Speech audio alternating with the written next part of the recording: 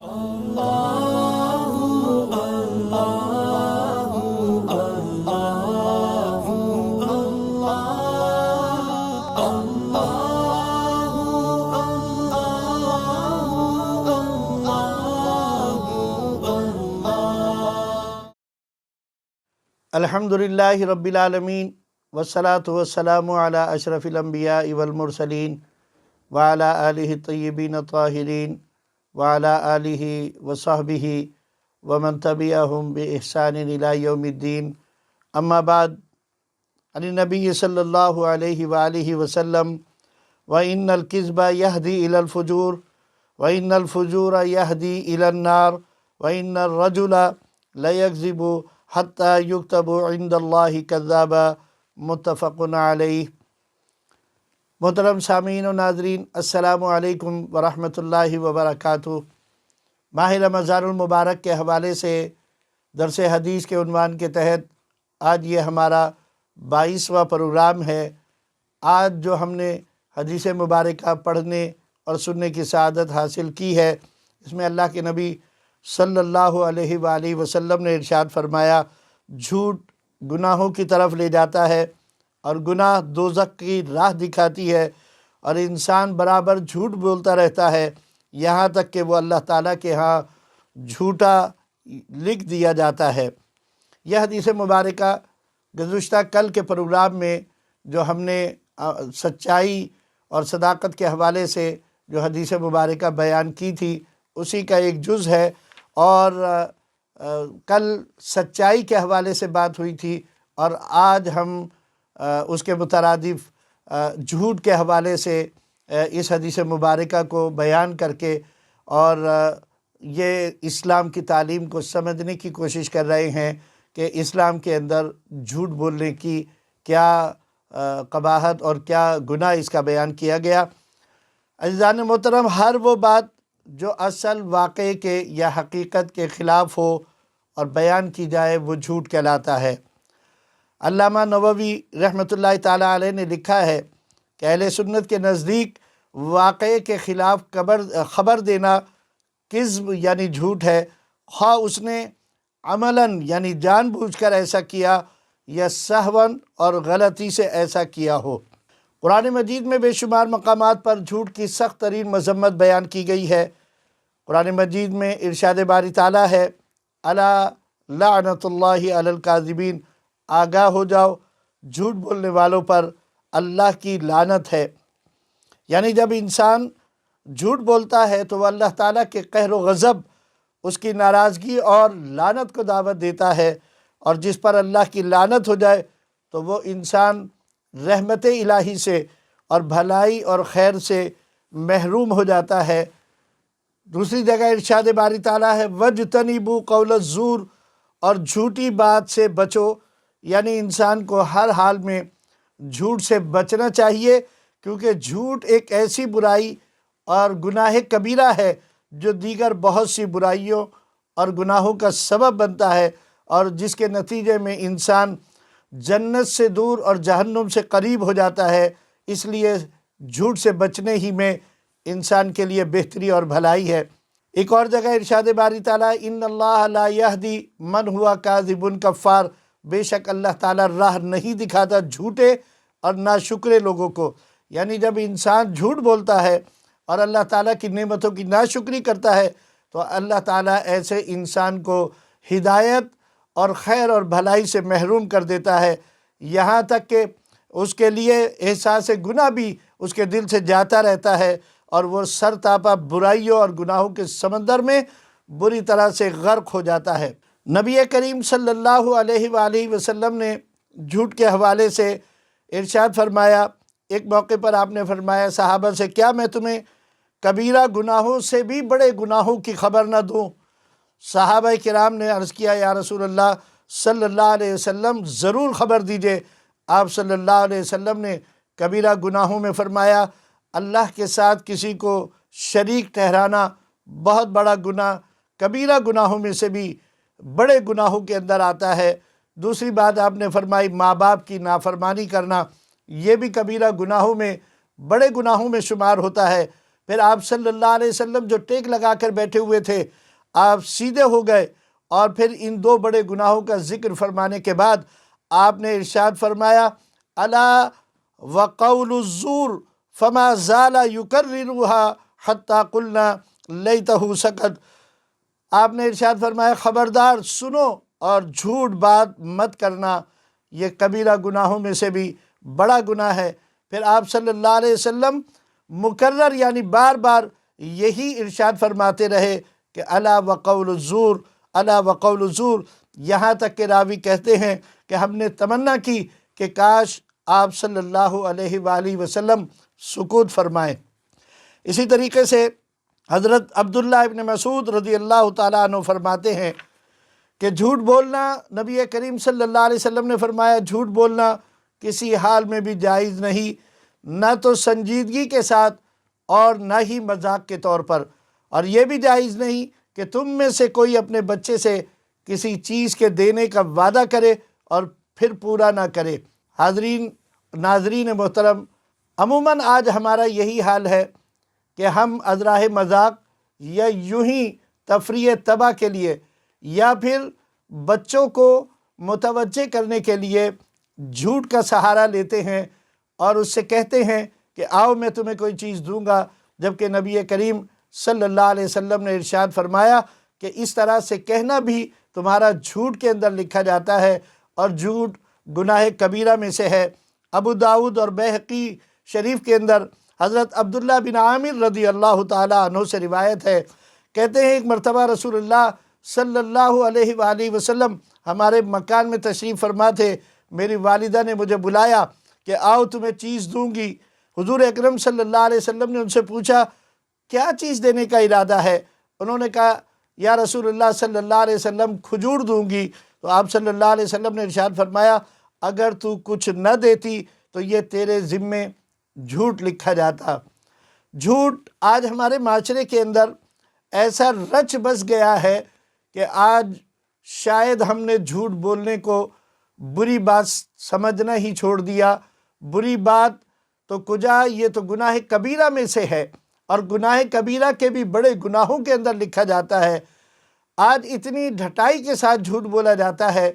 اور جھوٹ بولنے والے کے اوپر اس مستحسن انداز سے لوگ واہ واہ کرتے نظر آتے ہیں کہ واہ جناب اس نے کتنا زبردست انداز سے جھوٹ بولا کہ اس کے اوپر سچ کا گمان ہو رہا تھا۔ علامان الحفیظ، ہماری روزمرہ کی زندگی ایسے بے شمار واقعات سے بھری پڑی ہے۔ ہم بازاروں میں جاتے ہیں تو ہم تاجروں کو دیکھتے ہیں کہ وہ اپنا مال بیچنے کے لیے کس طرح جھوٹ کا سہارا لیتے ہیں، جھوٹی قسمیں کھاتے ہیں، جھوٹ بول کر اپنے مال کو زیادہ نفع کے ساتھ بیچنے کی کوشش کرتے ہیں۔ اسی طریقے سے یہی حال ہر ایک معاملے میں ہے۔ کوئی ملازم ہے تو وہ اپنے دفتر کے اندر جھوٹا عذر دے کر چھٹی لینے کی کوشش کرتا ہے، دیر سے آتا ہے تو اس کے لیے جھوٹ کا سہارا لیتا ہے۔ اسی طریقے سے ہم اپنے تمام معاملات کے اندر یہی کچھ دیکھتے چلے آ رہے ہیں کہ ہم نے جھوٹ کو اپنی زندگی کا حصہ بنا لیا ہے، اور ہم روزانہ کی بنیاد پر لاتعداد مرتبہ جھوٹ بولتے ہیں، اور ہمیں معلوم ہے کہ اکثر ایسا ہوتا ہے کہ ایک جھوٹ کو نبھانے کے لیے ہمیں کئی اور جھوٹ بولنے پڑ جاتے ہیں۔ گھروں میں بچے جب آتے ہیں، اگر ماں باپ پوچھتے ہیں دیر کیوں ہو گئی تو بچے جھوٹ بولتے ہیں۔ گھر پر کوئی ملنے کے لیے آتا ہے، گھر میں ہم موجود ہوتے ہیں، اگر ہم ملنا نہیں چاہتے تو ہم اپنے بچوں سے کہتے ہیں جاؤ کہہ دو کہ والد صاحب گھر پر موجود نہیں ہیں، یا یہ کہہ دیتے ہیں کہ ان سے کہہ دو کہ وہ سو رہے ہیں، حالانکہ جاگ رہے ہوتے ہیں اور ہم گھر پر ہی موجود ہوتے ہیں۔ گویا غیر محسوس انداز سے ہم اپنے بچوں کو جھوٹ سکھا رہے ہوتے ہیں، اور نبی کریم صلی اللہ علیہ وآلہ وسلم نے جھوٹ کے بارے میں بڑی سخت تنبیہیں فرمائی ہیں۔ ایک حدیث مبارکہ میں ارشاد فرمایا کہ بندہ پورا مومن نہیں ہوتا جب تک کہ مذاق میں بھی جھوٹ کو نہ چھوڑ دے اور جھگڑا کرنا نہ چھوڑ دے اگر وہ سچا ہے۔ اسی طرح آج کل جھوٹ کی ایک نئی قسم ایجاد ہو گئی ہے، یا ہمارے اندر، ہمارے معاشرے کے اندر وبا کی طرح پھیل گئی ہے، اور وہ یہ ہے کہ سنی سنائی باتوں کو بغیر تحقیق کے آگے بیان کر دینا، یہ کسی آدمی کے جھوٹا ہونے کے لیے کافی ہے کہ وہ بغیر کسی تصدیق کے سنی سنائی بات کو آگے کر دے۔ نبی کریم صلی اللہ علیہ وآلہ وسلم نے ارشاد فرمایا کسی آدمی کے جھوٹا ہونے کے لیے یہی کافی ہے کہ وہ ہر سنی ہوئی بات کو بلا تحقیق آگے بیان کر دے۔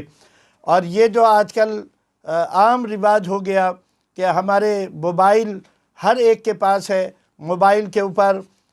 بغیر کسی تحقیق کے حدیث کے حوالے سے لوگ جھوٹی حدیثیں بیان کرتے ہیں، اور ہم بغیر تحقیق کے کہ آیا یہ حدیث ہے بھی یا نہیں، ہم اس کو اسی طریقے سے آگے پھیلانے میں اپنا کردار ادا کرتے ہیں، فارورڈ کرتے ہیں، مختلف گروپوں کے اوپر بھیجتے ہیں۔ یاد رکھیے حدیث مبارکہ کے حوالے سے اگر کسی نے کوئی ایسی بات کہی، بالذات اگرچہ کہ وہ بات کتنی ہی اچھی کیوں نہ ہو، لیکن اگر اس کو منسوب کر دیا کہ یہ حدیث مبارکہ ہے یا اللہ کے نبی صلی اللہ علیہ وسلم نے فرمایا، تو نبی کریم صلی اللہ علیہ وسلم نے ارشاد فرمایا ایسی بات کہنا، ایسی بات میری طرف منسوب کرنا جو میں نے نہ کہی ہو، وہ شخص اپنا ٹھکانہ جہنم کے اندر بنا لے۔ تو اس بات سے بچنا چاہیے۔ یہ وبا عام ہو گئی ہے، موبائل کے اوپر کوئی میسیج آتا ہے، موبائل پر لکھا ہوا آتا ہے حدیث رسول صلی اللہ علیہ وسلم ہے، اگرچہ کہ وہ حدیث نہ ہو۔ اسی طریقے سے بہت ساری ایسی چیزیں اور بہت ساری ایسی من گھڑت باتیں جن کو حدیث کا نام دے کر موبائل کے ذریعے پھیلایا جاتا ہے، ہم بھی اپنا کردار اس کے اندر ادا کرتے ہیں، بغیر تحقیق کے ہم اس کو اسی طریقے سے آگے بڑھاتے ہیں۔ یاد رکھیے ابھی جو حدیث مبارکہ بیان کی ہے، اس میں اللہ کے نبی صلی اللہ علیہ وسلم نے فرمایا کہ بلا تحقیق بات کو آگے بڑھا دینا انسان کے جھوٹا ہونے کے لیے کافی ہے۔ اللہ تعالی ہمیں اس سے محفوظ رہنے اور بچنے کی توفیق عطا فرمائے۔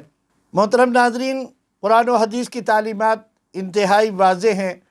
کہ غلط اور خلاف حقیقت بات کہنا، جھوٹی قسم کھانا، جھوٹی گواہی دینا، ہنسنے ہنسانے کے لیے خلاف حقیقت بات کہنا، بچے کو بہلانے یا ڈراوا دینے کے لیے جھوٹی بات کہنا، ریاکاری یا تکلف کے طور پر جھوٹی بات، یعنی ہم کہیں گئے ہیں اور کسی نے ہم سے پوچھا کہ آپ کے لیے کھانا لگائیں، کھانے کا وقت ہو گیا اور ہمیں اس وقت بھوک بھی لگی ہوتی ہے، لیکن تکلف کا سہارا لیتے ہیں اور جھوٹ بولتے ہیں کہ نہیں ہمارا پیٹ بھرا ہوا ہے، اس وقت ہمیں کھانے کی حاجت نہیں، یہ بھی جھوٹ کے اندر ہی لکھا جائے گا۔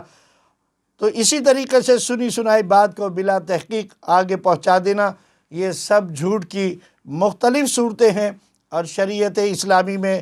ان سے بچنے کا ہمیں حکم دیا گیا ہے۔ آئیے ہم سب مل کر عہد کریں کہ انشاءاللہ تعالی آج کے بعد ہم جھوٹ چاہے وہ کسی بھی شکل میں ہو،